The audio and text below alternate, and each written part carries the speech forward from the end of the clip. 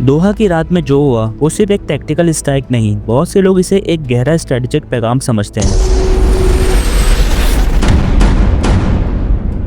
आज की इस वीडियो में हम इसी वाक़े को हर पहलू से खोलकर देखेंगे।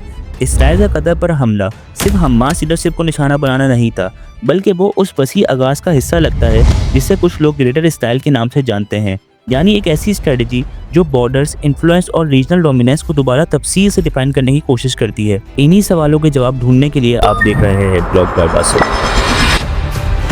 We are receiving reports of a major incident unfolding downtown. In the heart of the Gulf, a shocking strike shook the world. For the first time, Israel launched an airstrike deep inside Doha, Qatar. The target, top Hamas leaders in the middle of ceasefire talks. The result? Chaos, condemnation, and outrage across the Arab world. A strike that shattered diplomacy, sparked global debate, and opened a dangerous new chapter in the Middle East. This is the story of Israel's strike on Qatar.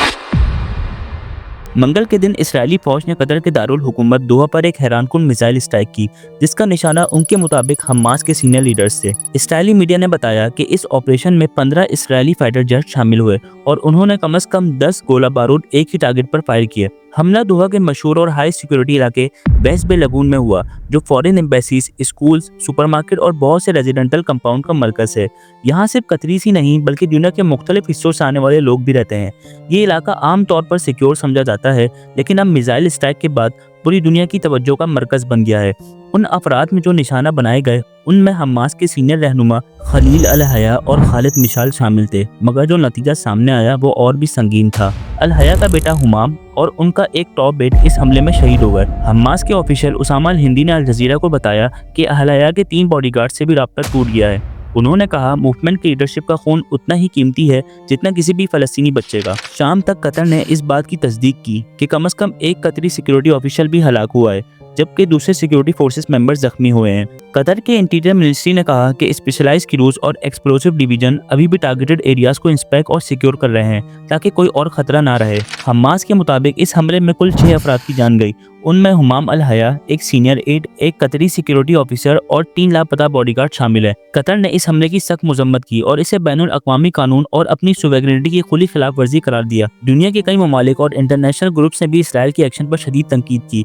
ये हमला उस वक्त हुआ जब Qatar एक अहम दरमियानी किरदार अदा कर रहा था इसराइल, अमेरिका और हमास के दरमियान सीज़फायर लाने के लिए। गजा में अक्टूबर 2023 से चलने वाली जंग अब तक 64,600 से ज्यादा फलस्तीनियों की जान ले चुकी है और अब दोहा पर होने वाले इस हमले ने सिर्फ रीजनल टेंशंस को और बढ़ा दिया है, बल्कि सीज़फायर की कोशिशों को भी खतरे में डाल दिया है। अब पूरी दुनिया की नजर कतर और इसके किरदार पर जम गई है और ये वाकया मिडिल ईस्ट के सियासी मंजर को एक नई सिम में धकेल रहा है। यूएस प्रेसिडेंट डोनाल्ड ट्रंप ने कहा कि इसराइल का कतर पर हमास टारगेट पर स्ट्राइक करना न इसराइल के मकासद को आगे बढ़ाता है और न ही अमेरिका के। उन्होंने कहा कि उन्हें बहुत अफसोस है कि हमला दोहा में हुआ।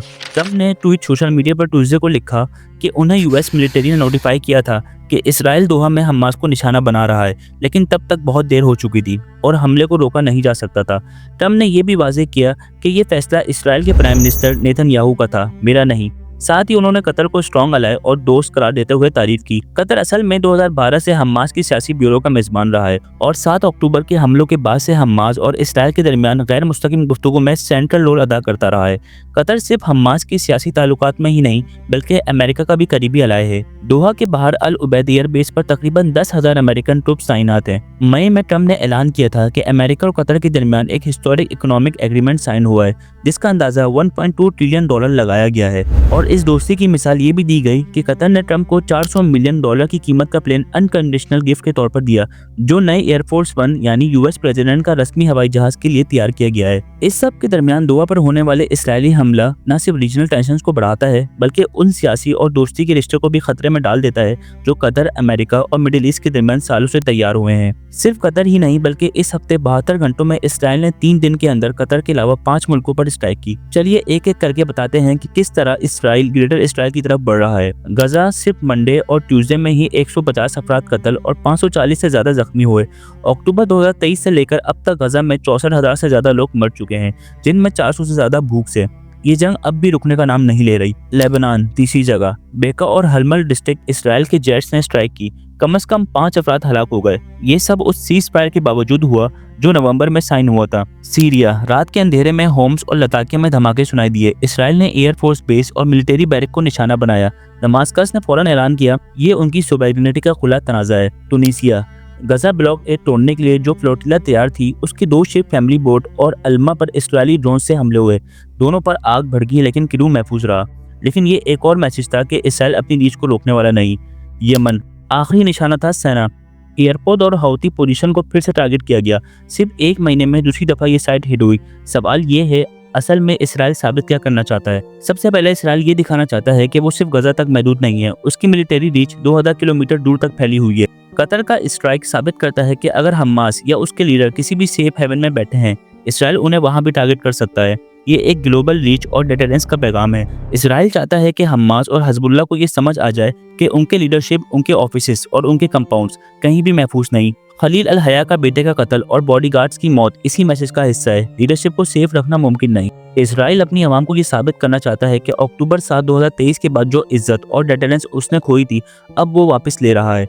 जब हमास ने उस दिन इसराइल के अंदर अटैक किया था, पूरे मुल्क में ये परसेप्शन था कि इसराइल कमजोर हो गया है। अब इसराइल स्ट्राइक से अपने लोगों को कह रहा है हम अब भी ताकतवर हैं, हम अब भी प्रोएक्टिव हैं। ये एक पावर प्रोजेक्शन है पूरी रीजन के लिए। गल्फ स्टेट्स, अमेरिका और यूरोप सब देख रहे हैं कि इसराइल अपनी मर्जी के मुताबिक एक्शन करता है, चाहे डिप्लोमेटिक रिलेशन पर प्रेशर हो। ट्रम्प ने खुद कहा कि उसे लेट नोटिफाई किया गया। इसका मतलब ये है कि इसराइल ने अपना फैसला खुद लिया। ये साबित करता है कि इसराइल किसी भी अलाय का पपेट नहीं, बल्कि अपने फैसलों में खुद मुख्तार है। इसराइल चाहता है कि सीज फायर या नेगोशिएशन का कंट्रोल उसके हाथ में हो। अगर कतर जैसे मीडिएटर पर स्ट्राइक होती है तो ये सिग्नल है कि इसराइल को कोई भी नेगोशिएशन डिक्टेट नहीं करा सकता। वो चाहता है कि टॉक्स उसकी कंडीशन पर चलें। इसराइल का कतर पर हमले के चंद घंटों बाद मुस्लिम दुनिया के लीडर्स एक ही मंजिल पर इकट्ठा हुए। एक इमरजेंसी इस्लामिक सुमिट बुलाई गई जिसमें 50 से ज्यादा मुस्लिम मुल्कों के रईस और रिप्रेजेंटेटिव ने शिरकत की। हॉल में खामोशी थी लेकिन चेहरों पर गुस्सा और दुख दोनों बराबर नजर आ रहे थे। तिलावत कुरान के बाद कतर के अमीर ने कहा ये हमला सिर्फ कतर पर नहीं, ये पूरे मुस्लिम उम्मा की इज्जत पर हमला है।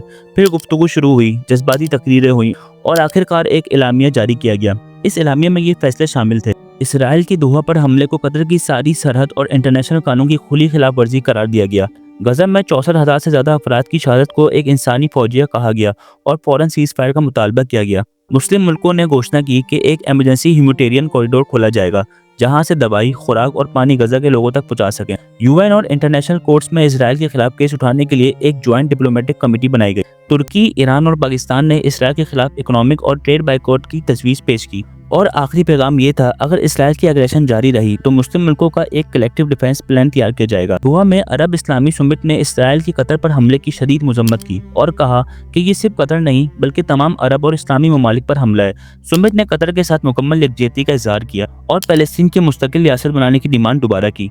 इसराइल बस्ती साजी, कब्जा और फलस्तीनियन लोगों की जबरी बेदखली को क्राइम अगेंस्ट ह्यूमैनिटी करार दिया। सब ममालिक से डिमांड की गई कि इसराइल पर पाबंदियां लगाई जाए और उसे जवाबदेह बनाया जाए।